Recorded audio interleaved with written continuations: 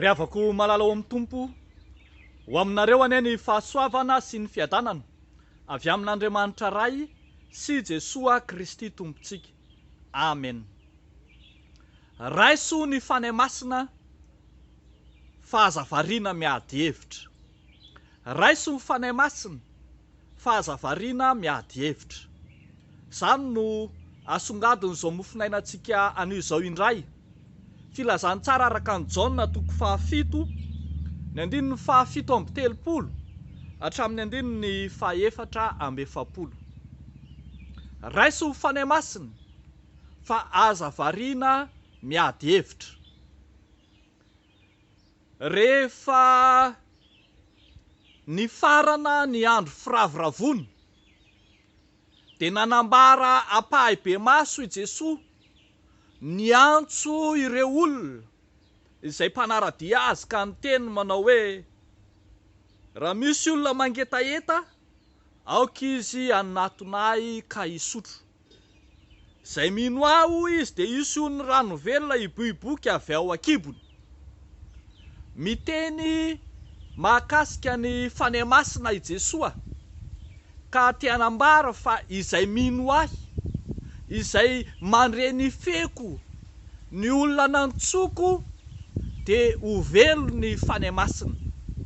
Ho velo ny fanahy masina fa tsy lany andro miady hevitra. Nandritra ny fankalazana ny andro firaviravona tany Jerosalema dia ny fampitadiavana Jesoa.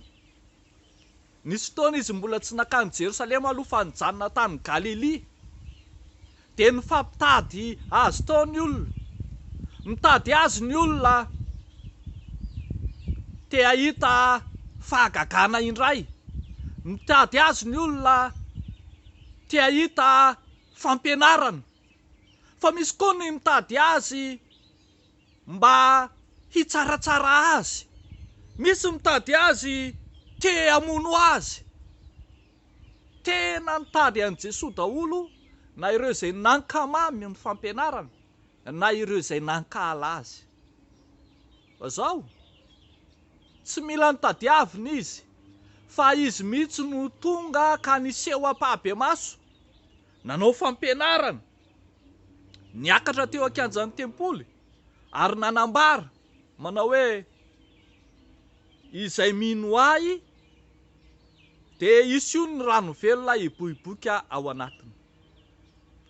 Na izany aza mbola misy tamin'ny mpianatra ihany no niady hevitra fa iza moa ito olona ito no manambara ny fanahy masina izy. Io ve no Kristy? Ny sasany toa mpaminany io. Miady hevitra ny amin'ny fiaviany, fa avy aiza moa ny tanànany, fa iza ny rahalahiny, inona ny vitany. Ny saratsaina mihitsy aza ny olona, ny vakivakiny, ny fikambanana, satria lany andro niady hevitra. Eto kosa, izay tena hisarihan'i Jesoa ny sain'ireto mpanaradia azy, dia ny handray ny fanahy masina. Ny mpanaradian'i Jesoa no omena ny fanahy masina. Ny olona natsoina dia omena ny fanahy masina. Aleo ho lany andro hisaratsaina any izay hisaratsaina. Aleo hiady hevitra any izay hiady hevitra. Aleo ho be fanontaniana izay be fanontaniana. Fa zao, ny mpanaradian'i Jesoa aoka handray ny on'ny rano velona izay mibohiboky ao amin'ny kibony, araka izay voalaza eto. On'ny rano velona mibohiboka izay hosotroiny izay mangetaeta, ary hosotrona mba tsy hampangetaeta intsony, mba ho afaketaeta ny tenany sy ny fanahany.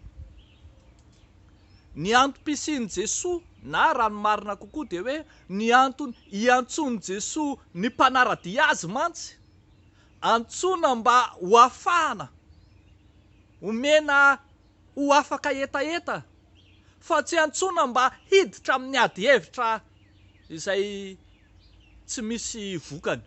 na miteraka vokatra ratsy mihitsy aza.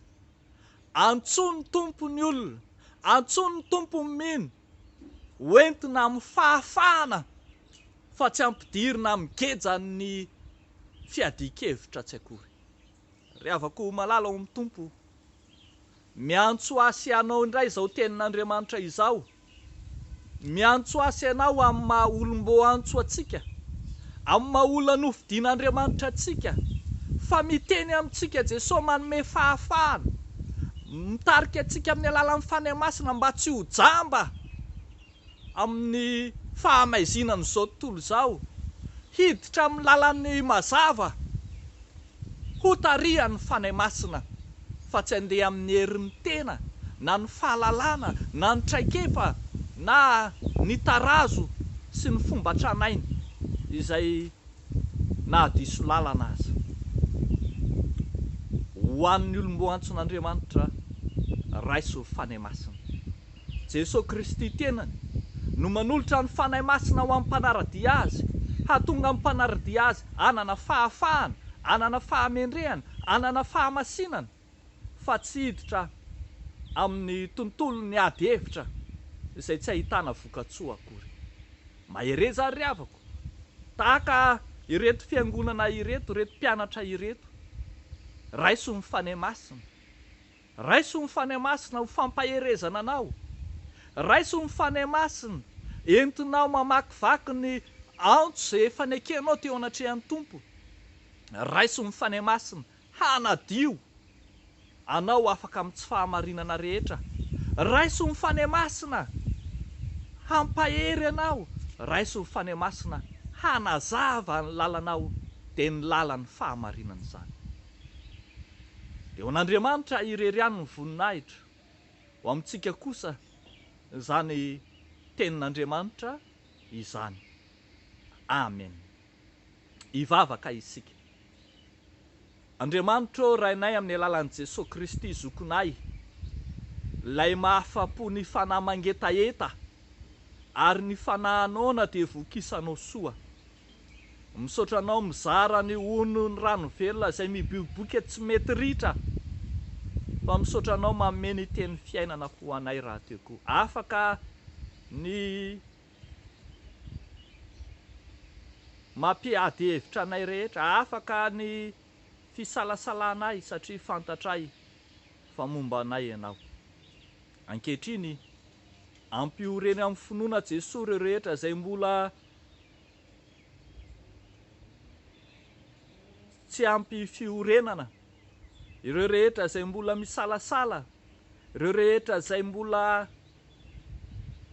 tsy tena tapa-kevitra ampaherezo ao amin'i Jesosy Kristy tomponay. Ataonay sy angatahanay amin'ny anaran'i Jesosy izany vavaka izany, ho anao ny dera sy ny laza ny voninahitra, ry Andriamanitra ray, Zanaka, Fanahy Masina. Amen.